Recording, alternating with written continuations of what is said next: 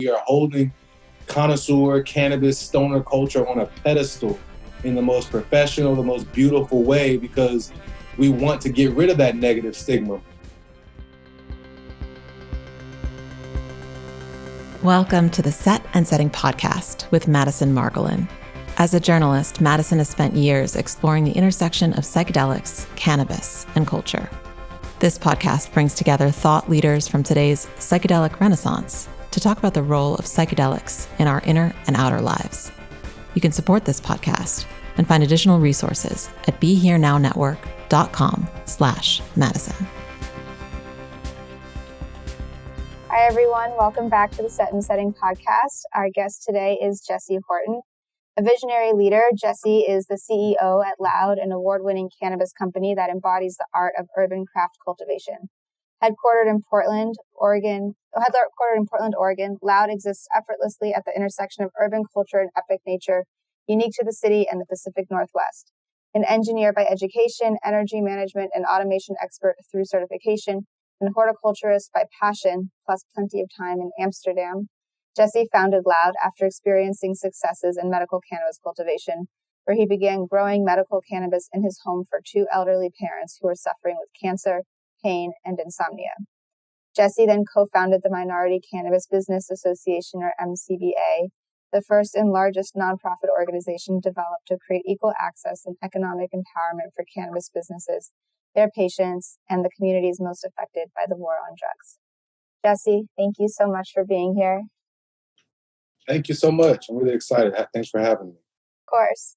So your bios is a little bit about how you got to where you are today. And specifically, I'm curious about this horticulture passion and your time in Amsterdam.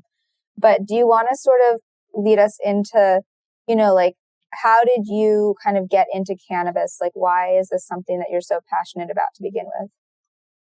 Sure. So I entered cannabis, like many people, young, kind of just curious about what I was seeing. And I think it helped me a lot through development, through kind of ADHD when I was younger. And really, I think my math grades really improved. So I started to find a lot of use for cannabis. But at the same time, my dad, I learned later, had been arrested and spent time in prison for cannabis. And, he really tried to keep me away from it as much as he could, whenever he realized I was first learning about it. And, as a result, that caused a pretty tumultuous relationship between myself and my parents, my father, specifically.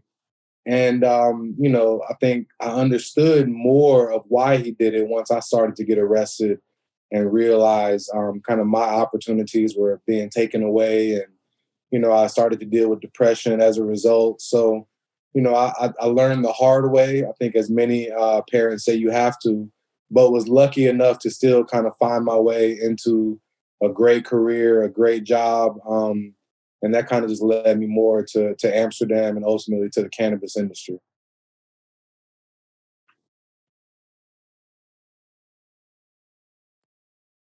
So what exactly did you do in Amsterdam that, kind of informed your horticulturist passion, you could say? Yeah, I think, the most important thing that happened in Amsterdam, I'd always been a smoker. I think before first going to Amsterdam, that's what made me so excited about going when I graduated from college, my first time. So I always had a love for cannabis, the diversity of it, the different strains, the different smells, all that just really fascinated me. But I think, that was also combined with the fear of cannabis, with the shame of cannabis, with the negative repercussions of cannabis. And it wasn't until I got to Amsterdam that I started to really understand the freedom.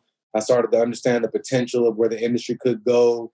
The idea that, actually cannabis wasn't something bad, that, it could be done responsibly in a way that benefited the community. So I think kind of going to Amsterdam really helped to make that all make sense to me, so that when I finally did get to come to the West Coast, I really was able to find more curiosity in the industry and the ability to apply my skills to maybe find a place for myself there.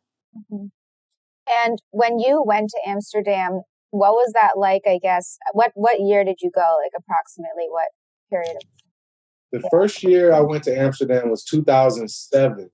And I went for the High Times Cannabis Cup. So that was my first trip to Amsterdam the year after I graduated. Actually, the summer after I graduated college. So yeah, I was gonna say, what was it like, sort of stepping out of the American drug war and into a like a place where the policies were a lot more compassionate, to use the term. And you kind of hinted at it already, but it's almost like being in like it is being in a completely different paradigm. And how does that really change? I often say that, like, even this consciousness of knowing that you're doing something quote unquote bad or against the law, even if we know that it's not bad, it affects the trip, whether it's cannabis or mushrooms or LSD or anything like that. Knowing that if for some reason you like ran into a cop while you were high, like you could get in trouble. Whereas, and for me, even like tripping on acid in the park, I've honestly like freaked out a little bit about these questions, back when I was in high school. So I'm wondering what that was like for you being in Amsterdam and experiencing like a new way of being. You're exactly right. I mean, it literally felt like you're kind of escaping to this fantasy land, It's like you're planning a trip to this fantasy land where things aren't real, except for, what you like is as real as it could be. I mean, there's probably not a lot of ideas like that in the world, of things that you can't do here in America. I'm sure there's some, but not a lot, right? So it felt weird. It felt it felt like a fantasy land. It felt like I was kind of taking a break from reality to come to this place. And that's how it felt when I was there. You're walking into these different dispensaries and you want to sample a little bit of everything, and you're just getting super, super high and walking out and doing normal things and not necessarily feeling that same stigma. It just really, it was extremely eye-opening of an experience. And I think, that every time, I decided to go back probably every year after that. And when I went and I moved and I lived in Europe, I went probably every weekend. But, I definitely always had some shift or something I gained or something I learned each time that I've spent time there. Mm-hmm.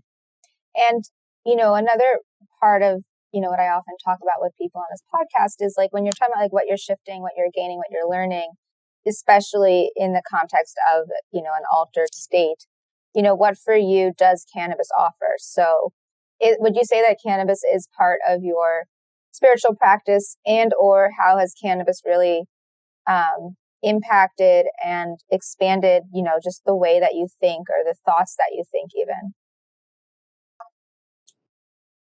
You know what?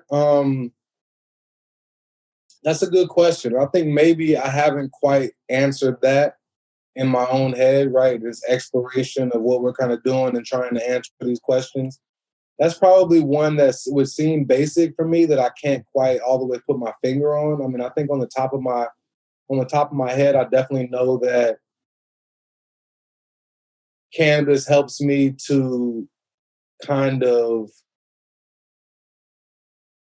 focus on the things that I think are most important, to separate from, I think, some of the more typical things that we may get caught up in, I think, in our journey on this world. And I think it helps with my appreciation. But I think that's something I would like to think about and explore. It's a great question. All right, cool. Well, I guess building off that question, taking cannabis not out of the equation, but just not focusing on it, is what are the practices that you do, whether it's like meditating or, exercising or whatever it is, that, get you into this, an elevated state, flow state, it's just a state of presence that then enables you to sort of go forward and do the work that you're doing? Yeah, that's a great question. You know what? I don't think, Madison, that I have developed a routine or a practice. I grew up very religious, in Christian religion. And I think, a lot of things have happened where I've kind of moved away from that.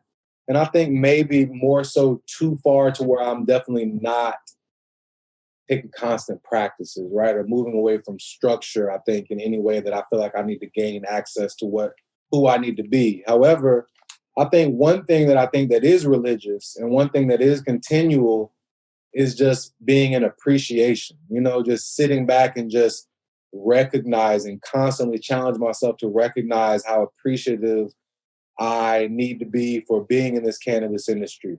I mean, if you really think about it, I mean, perspective is everything, right? It leads to happiness, and a lot of things that we learn through these substances helps us to gain perspective. But I think about it a lot. If we were born at a different time on this earth, I mean, the way that we're living is like kings and queens. It's like we can order a fruit from this different part of the world, we can go fly to that part of the world, or, we can turn on the TV and see what's happening there, or, I can see in color, or I can go, have, a warm bath that I can draw. You know what I mean? All these different things that we're able to experience, I think, help me to stay focused and help me to stay centered in who I am. And I think it definitely goes back to the regular practice of, practicing humility and appreciation and positive perspective. Mm-hmm. What was your sort of like initial spiritual religious upbringing like? And I wonder if, and maybe you can correct me if I'm wrong, but, I know a lot of people who have kind of grown up in very strict, religious environments. And, for those who don't end up sticking with that particular path are sort of looking for an approach that is more fluid, I guess you could say, or less regimented. Yeah, I think so. So I grew up, I wouldn't say strict. I would say more so strict in the sense that we went to church every Sunday. Mm-hmm. Like there was sometimes you hope you wake up and, if someone was tired or they didn't want to go to church, no, they guaranteed they woke you up and you were sitting in church and you were on choir and, you're the usher and very involved. But I wouldn't say so much strict, right? My parents weren't really so much focused on doing things religiously and things from that perspective. But it was definitely what I learned and what I, through my family and what I was taught. And I think definitely because of that, it made me have a different perspective and made me look for other answers and things like that. I think without a doubt that that background informed the way that I think now. What in what way really? Like what about the way that you think now is influenced by that? And the next part of the question I want to ask is, religion at its best really kind of instills us with like a moral code, right? And,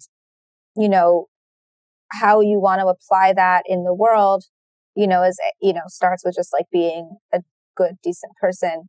But then the question is like, okay, now how are you like serving the world or like making it a better place? So would you say that like what you are doing, in cannabis and also, I think even by virtue of just being in the cannabis industry is a statement against the drug war beyond, going above and beyond to then like really actively take steps and advocate. But how is that kind of rooted in your initial background? Yeah, it very much is. It very, very much is.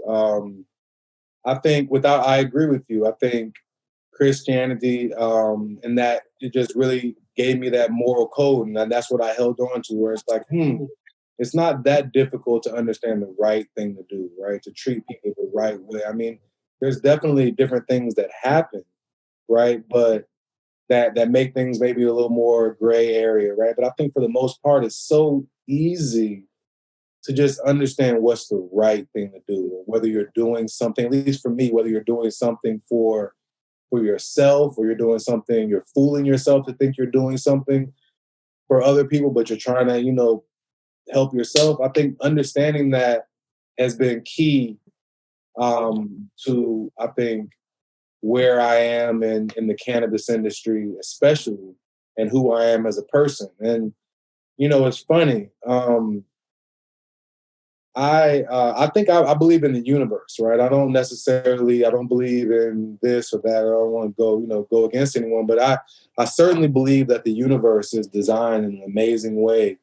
That, I read the book The Alchemist before moving to Germany, and I'm thankful that I did, because it just got me along thinking of, moving along some path with real sincerity, and doing your best and going hard 100%, how the universe can open up and align for you. And to me, that is a religion that I practice each and every day, because that's what I believe. And it proves true all the time in the cannabis industry with so much opportunity, that, I just see it. And what I did was, before I left, it's funny. I wasn't religious, but I had a prayer when I was in Germany, and I was at the height of my career, and I was really hating it. I was not enjoying it. And my biggest fear is that I do not want to miss out on my potential, or this. I've been given so many opportunities that I don't want to not live up to that potential, right? I don't want to leave anything on the table whenever things are done, right? So, all the time when I was growing up, I thought that meant being a CEO of a company, or making this much money, or, what I mean? Like all these things that we learn to think that means you made it.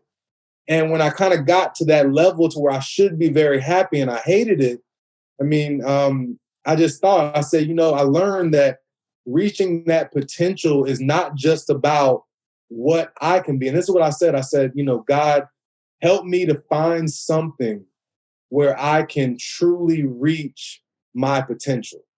And what all the things you've given me, I can maximize it.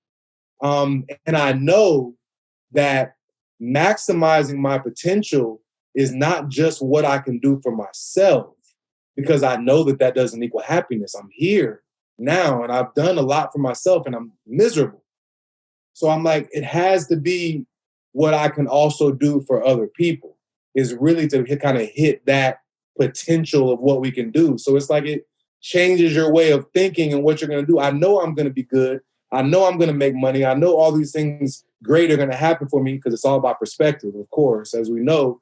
But for me to truly say that I reached that goal, I have to focus on something that is bigger than me. So I just happened to kind of land in Portland, Oregon, into this like bubbling cannabis, like kind of Silicon Valley of cannabis, like, less than a year after I said that prayer religiously, for a month. Wow. Well, that reminds me, when I was in high school, we read Death of a Salesman, which is like a play, Arthur Miller, I think, or no, who's whoever.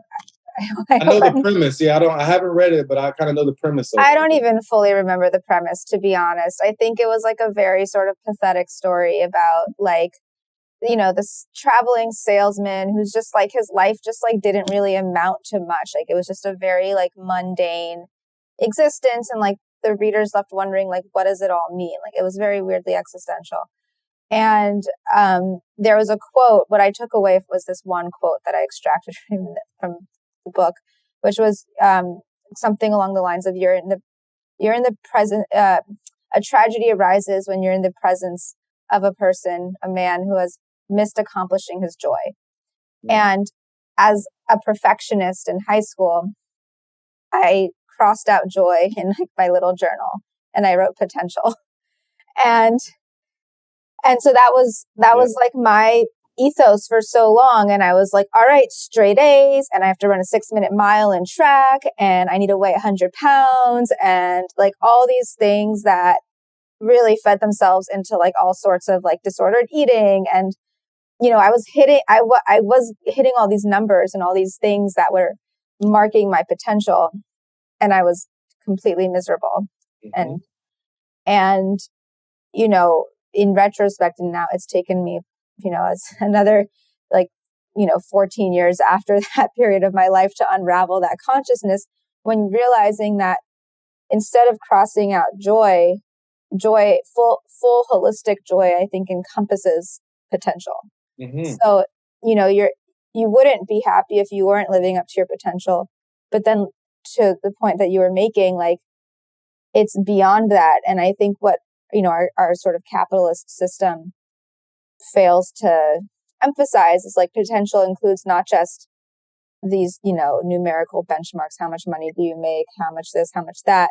But like, do you have positive relationships in your life? Like, are other people impacted by the work that you do? Like, are you healthy? Are you having your most potential fun? Are you rested? Like all these things. And so just kind of what you're saying just speaks so much to me. And I think also people really open up to this type of shift in consciousness when they do incorporate things like cannabis into their lives. Because again, based on the way that it gets you to think differently or whatever, it, what does it do? It like puts you in your body and you realize like, oh, like I have all this anxiety in my gut. Like, am I not eating right? Or is there something in my life that's like misaligned, that's making me anxious? Like, I think that heightened awareness, whether it's uncomfortable or not, or comfortable or fun, or, not everyone likes weed these days. It depends really. I think is really just etching away at like carving out our fullest potential and joy. So, yeah. I agree. I agree 100%. Yeah. So yeah, I mean, and I guess what I wanted to say to that really quickly, I kind of lost my train of thought. I was agreeing with you in that, what it also does is it makes you challenge conventional thinking, and conventional wisdom. And that, my whole life I was told that people who smoke were druggies, just say no. It's horrible, it'll destroy you. You go all the way back to reefer madness, and that it makes Black people violent and rape women and all, you think about all these things and how embedded that was into common thinking, and that, yeah, of course it does this. And then you realize, wait, you see the other side of it, and that, wait, this is an herb, it's helping my endocannabinoid system, it's helping me with my ADHD, all these things. You're like, wait, okay, what else is there out there that maybe isn't what, we all think is conventional thinking? You know what I mean? It starts to make you really question. And I think that's one of the most important things about life is really questioning conventional wisdom, with sincerity. And I think cannabis helps us do that. What is, I guess wisdom itself, like the word I think imply, it's very much, wisdom's not really something you can argue with. But I think there's more like conventional, like mainstream information, or like these like systems, like the way things are or should be. And then you're like, you step back and you're like, wait a minute, like, why am I taking it for granted that I'm supposed to be doing X, Y, and Z, or that this is just how things are, like that, this is the cost of cannabis, for instance. So I guess that's just how it is, or just, it's against the law. So, okay, like we'll just work around that.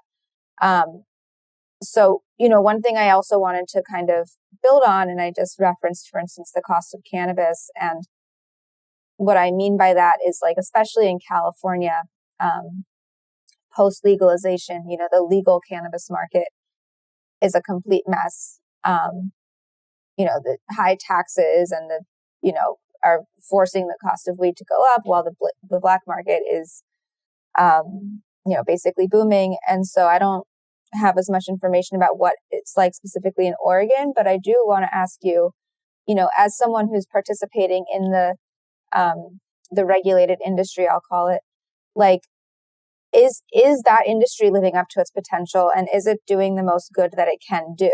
And if the answer is no, which many people would argue that is the answer, then, what improvements do we need to see in cannabis culture and cannabis policy industry that would really do good on, the impact that this plant can have in the world? Yeah, sure. So, I think in one article they call me an eternal optimist because, I think as an entrepreneur, you have to be in a lot of ways. You got to be thinking about the positive. You got to be focused on that because other people, you have to inspire them to think about the same thing. So, you can't trick yourself. You got to really kind of feel that way. And I feel that I feel that way about the cannabis industry, in that, you know, I think we're doing better than a lot of other industries, right? I think we're not on pace to where we could be, but I think there's a lot to celebrate in the cannabis industry that maybe doesn't get, enough highlight. I think at the same time, you can't say that without saying we're definitely not at the pace. When you look at, are we really recognizing and reconciling the harms done by cannabis prohibition enforcement? No, we're certainly not. There's strong equity issues. There's strong issues from a diversity standpoint. There's issues with people still being in prison, people dealing with records for things that are legal now. So there's a lot of problems and a lot of issues. But, for example, the social equity argument, right, and making sure that more people like myself got involved. When I got started in Oregon, social equity wasn't even on the table. They didn't even talk about social equity licenses. Like, there was just nothing there. And that was normal, right? It was just the way it was at the beginning. And now when you legalize, you cannot have a legalized discussion without social equity being at the table. Now, are those social equity programs as intentional as they could be? I think in many cases, no. Are they as robust and as smart as they could be? Without a doubt, no. But we have to recognize that, and we have to build upon the successes. And I see a lot of successes around the country, I think, that are not yet getting their just due, but I think they will. Mm-hmm. Yeah. So, what are sort of some ways that, I guess, even especially the social equity component could be improved upon? It's sort of what I've seen that has been, one of the most disappointing aspects to it is this sort of like virtue signaling lip service, where there are social equity programs, quote unquote, and they're not really building intergenerational wealth. It's like a person of color, like, at the front of your business, and they own maybe 51%. And like, there's some weird buyout clause, and, and maybe I'm exaggerating, or maybe I'm probably not. But, that's really what I've been seeing as a trend. And it's just, excuse my language, but it's just bullshit. And it just, it makes me almost, when people talk about, the traditional market, aka the black market, is booming in places like California, I don't even feel like that's the worst thing, because I do feel like the legal cannabis space is, taking advantage of the people who like risked their freedoms and reputations to build the industry that now it's basically like cheating certain people out of, ultimately. So, Yeah. So yeah, I mean, maybe it's just like more robust, more rigorous social equity programs that don't really like enable the paradigm that I just described, or maybe there's something else that I'm not a policy wonk. So, Mm-hmm. but, Yeah, I'm not either, and I try to stay out of it. But I've learned a lot in that regard, and I think that first and foremost, I think we're placing an unfair burden on the idea of social equity, and that there, in any way, unless we start funding people's businesses fully, unless we provide massive resources to their businesses, that most businesses, period, especially in this cannabis industry where we have lack of federal funding, lack of finance, big taxes, most of them are going to unfortunately fail. And I think that that's not a bad thing. I think we have to recognize that and not have this visual that when we have a social equity program, that means that it should be 100% successful, right? So I think that's one thing, in that we maybe don't have a realistic expectation. I think second, I think we have to give these business owners time. And I think that is not, when you talk about policy and what it is, that's not something that is happening. For example, in Oakland, I think after a couple of years of not paying back their debt, there was some business owners that went into debt because they accessed some social equity debt funding from the state. I mean, that's not enough time to build up your business. And if they need more time, then you need to figure out a way to give them more time or more funding. I think in LA, I think, there's been situations where they say for every, or maybe not LA, but other places across the country, that for every social equity, or for every real license, there needs to be a social equity license. And then you can't get a real one until you get a social equity one. But you got to understand, it took me, when I got started in my basement, 8 years to really be able to have a business that was viable, right? And that's because I had the time to be able to invest in my own pace. And I didn't have these deadlines at the state to say, if you don't open up by this time, then you got to sell your license, and all these crazy things that are pushing on me to make me make unwise decisions, period. And I think that's what's happening all over the country, is you've got people who feel like they have the microscope on them. Their social equity license has to, and they're not given the graces that most business owners in any industry absolutely need to do things at their own pace. So I think that's something from a policy standpoint that's failing. I think you can kind of diagnose in every negative story that has come out. It has all come out around the time limits that they needed to get in, or else, or measuring their success in a limited amount of time when they still need more time to raise money intelligently. And I think third, when I got into Oregon, there was no social equity, and many of the most known Black and brown business owners out there in the market, a lot of them have started in Oregon. Gas House, you may not have seen Felix Murray in Kingston. They came from Atlanta and they started in Oregon. Now they're in California doing a lot of things with cookies. Shewun Adedeji, he elevated cannabis, started in Oregon because he was able to start from the bottom and, live in his retail and get it going. He was able to start. Magic Hour Cannabis. If you've heard of them, they were able to start. They're pretty widely publicized. They were able to start in Oregon.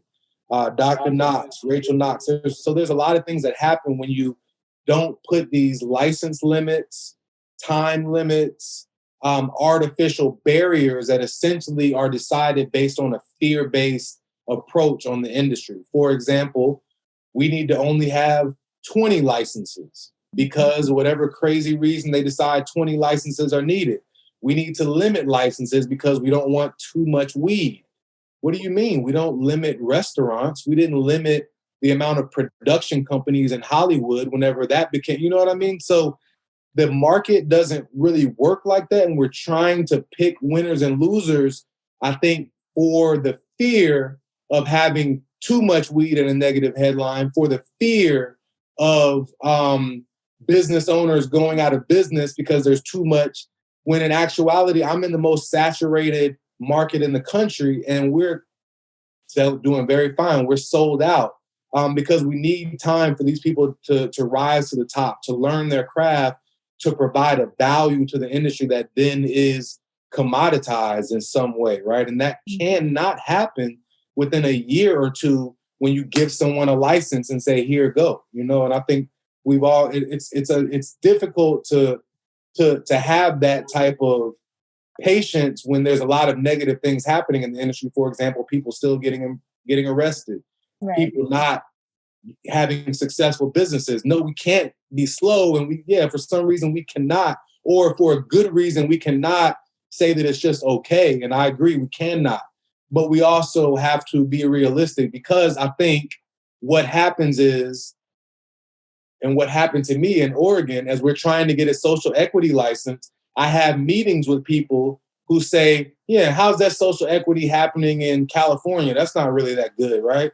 How's that social equity happening in Massachusetts? I heard a negative story. This stuff is then being used in a way that hurts the cause by not focusing on these successes. And I think people are not thinking about that, because what's happening now is people aren't necessarily now just moving to how do we have a more robust social equity program. People are now starting to have good arguments to say we don't need social equity because of these views. And I think we got to be careful about that. Interesting. Yeah, thank you for laying that out. One thing that you mentioned was how saturated the market is, and congratulations. I'm glad that you're doing well in a saturated market. So my question is, how do you create a cannabis brand that stands out? Like what, for everyone listening to this show, for instance, I would imagine there are some cannabis consumers in the audience, like how can you, what do you encourage people to look for when they're out shopping for weed, in what kind of brands to support? And also like, what is the ethos of your own company that, what values are you really conducting business according to? And, whatever that I think really informs both the personal success of the employees and yourself and feeling holistically successful and joyful, you could say, as well as in standing out in the marketplace. So just the balancing that health and ecosystem. Yeah, that's a great question. I think that has a lot to do with our success is thinking about a lot of those things. And I think first and foremost, I think to create a brand in this market, I think that has lasting power or that connects, you gotta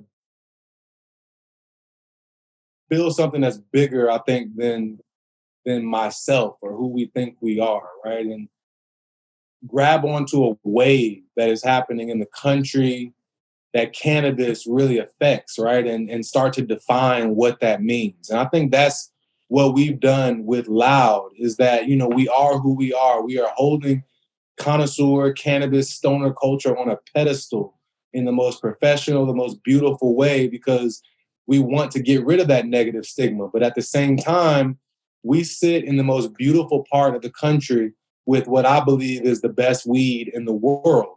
And that is the Pacific Northwestern USA. And that very much informs who we are, who we speak to, who we talk to.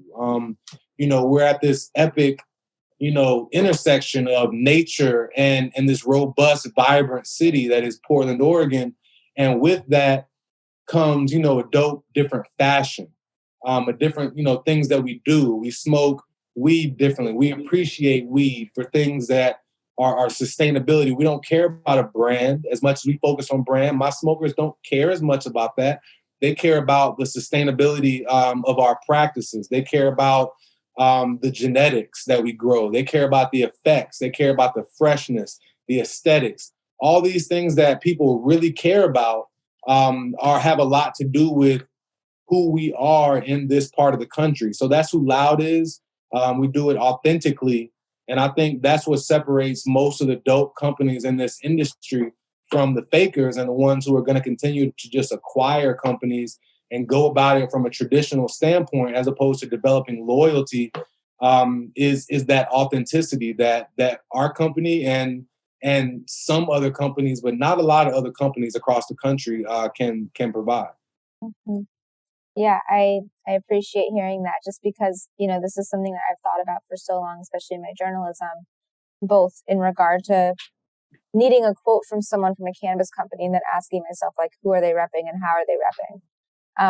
And what I ask myself also as a, part business owner, Double Blind, which is the psychedelic magazine that I co-founded, is really like, how can I take psychedelic values and psychedelic ethos and the kind of like ideas that you come to under the influence of the psychedelic and then integrate that into the way I do business or into the type of journalism that I do.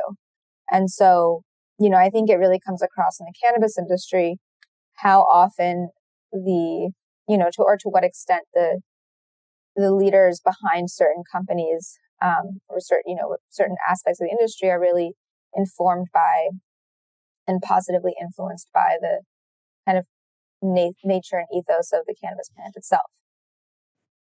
Yeah, 100%. It makes it easy. It makes it really easy. We don't necessarily have to sit back and think about marketing, the way a lot of companies do. We don't have to sit back and think about, our initiatives and our products in a way that really keeps it on brand. Because if you're focused on the principles of the plant and what the plant teaches you, humility, maximum humility, appreciation, then it's pretty difficult to be off track. Yeah. So, yeah, I mean, well, it is difficult to be off track, but it's funny how many people really are in so many different ways, and just again, I think part of it is also like reconciling the relationship between capitalism and conscious capitalism and just like the damages that it causes, and how that fits into sort of like just how sort of like what the ultimate priorities and goals are, where it's like, especially in running a company, is the goal to like make money and just have it be successful, or is the goal like impact and like changing consciousness, or doing initiatives, so like you're doing, for instance, the Minority Cannabis Business Association, or whatever it is, like something outside just like the bottom line of the company itself.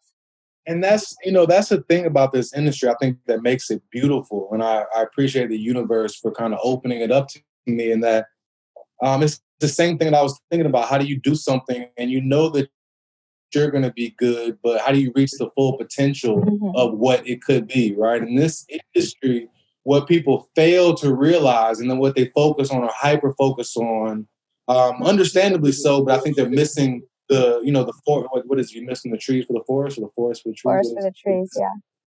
Okay, yeah, you're doing that, whatever that is, right? We understand the idea, because they're focused on, we got to do the right thing. It's the moral thing to do. People are still, and that's true, but people don't understand that if we don't do those things, then we will never maximize the economic potential of the industry. We'll never maximize the ability for the industry to be a beacon for social change, of conscious capitalism.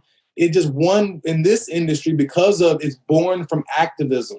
It's born from a plant, a female plant. You know what I mean? So you can't do one. You can't be authentic. No one's going to feel you if they don't feel that you understand the other aspect. No one's going to be loyal to your brand if they don't understand and see you doing that. So it's one of the most beautiful industries, in that it should be so easy for people to see, to do these right things, because this cannabis community is so diverse. And they always, if they don't see a place for themselves in the industry, for their thought pattern, for their mentality, for their race, for their background, for their economic structure, whatever it is, if they don't see a place that's welcome for them in this industry, there always will be the black market, right? And that's the thing about it, is like, you're not going to stamp that out. I don't care if you make it a felony. It's already been a felony, and it's, you know what I mean? So they'll never be able to beat that, and that will continue to beat people across the head until they realize that they've got to open this up to be a different type of industry if they're ever going to maximize it the way that they want to. Right. Yeah. And I think that's kind of where the integrity comes from. And like, when people talk so much about like integration and psychedelic integration, I think it really boils down to integrity of the values themselves. And, to kind of bring the whole conversation together, it's cannabis integrity, and there's also religious integrity, and there's moral integrity, and there's all these different elements of, what creates just a life, right? Like you as a holistic person with your growing up background and religious background and time in Amsterdam and time in the cannabis space and doing activism against the drug war. Like, I think, finding not just the integration points that weave that all together in like a coherent narrative of like, what is a life that is well lived and to its fullest potential and joy, but also then where's the integrity in that? So. That's right. Anyways, is there anything else that I didn't ask you that you want to add or talk about? No, I think we're good. Definitely. Cool. Well, how can people find you on the internet, follow your work, know what Loud is up to, or the MCBA, just kind of all the social media stuff, Cool. Yeah, definitely. Please check us out on Instagram at The Loud, THELOWD. Website loud.com, just www.loudlowd.com. New project. You can find us at www.nuproject.org. And of course, you can find me, Jesce Horton, JESCE Horton, on Instagram or Twitter. I'm not really on there, but I'm on there. Cool. Well, thank you so much for talking to me. And just thank you also for the work that you're doing. Yeah, thank you very much. I enjoyed it. I appreciate it.